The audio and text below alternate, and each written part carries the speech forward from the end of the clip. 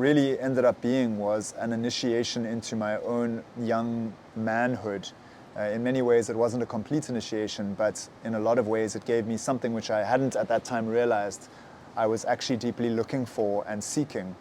And it also sparked a process that's still going on now for me almost 2 decades later, or actually exactly 2 decades later, which is the exploration and the investigation into understanding what is it that's missing in the Western psyche, especially the masculine psyche, my own personally, and also as I see it reflected outside in the world, because there's something that's not quite working. There's too much mental dis-ease, there's too much addiction, there's too much abuse, there's too much depression, there's too much suicide to really be able to say that our culture is doing a good job of raising young men or young people into being functioning, healthy, happy, collaborative, productive humans.